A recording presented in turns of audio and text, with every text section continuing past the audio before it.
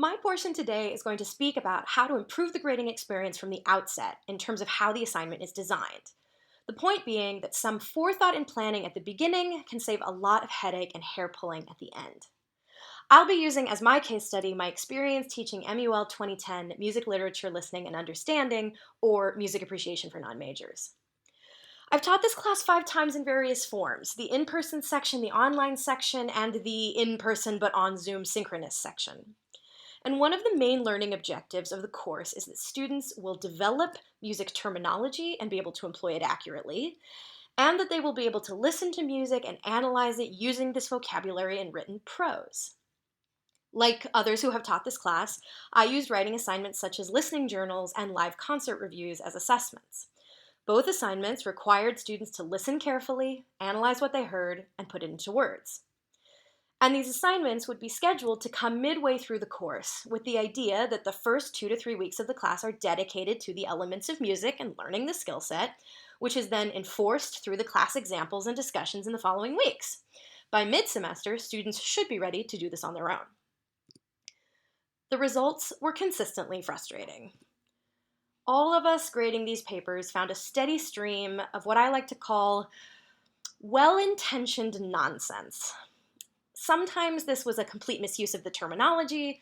Other times it was a description that didn't make any sense based on how music behaves, such as the harmony was consonant the entire time.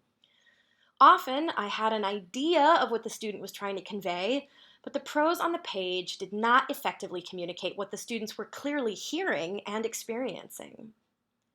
These were particularly frustrating and time-consuming papers to grade, because finding ways to articulate why the student was in error felt like trying to untangle a twisted knot, and I realized this format wasn't benefiting anyone.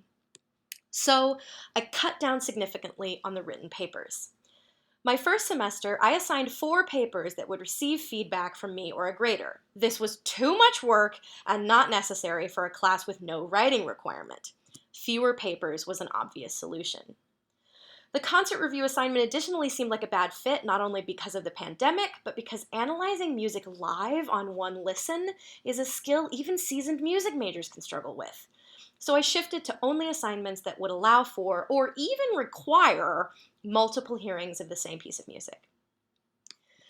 Cutting 2 of the papers, I designed worksheets to take their place.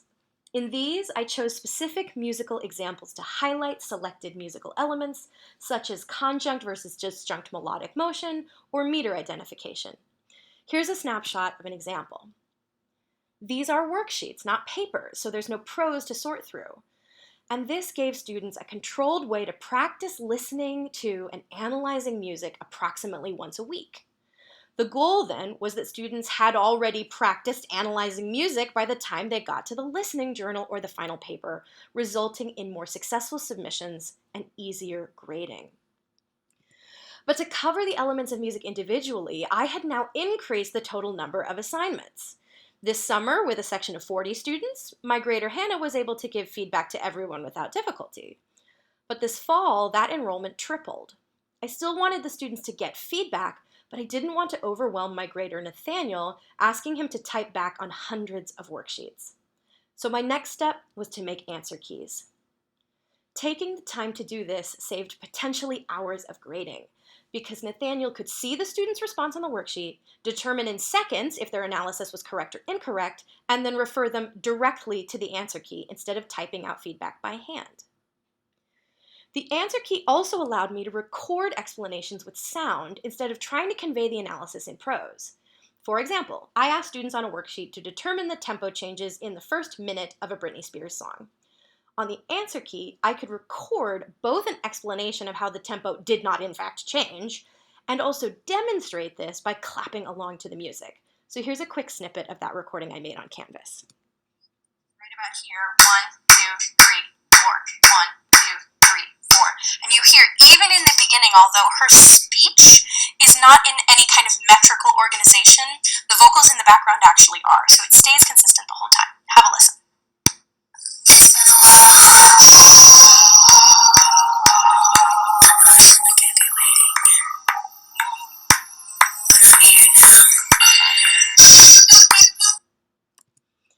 So to wrap up, through trial and error, I believe I have found a better system than the one with which I started.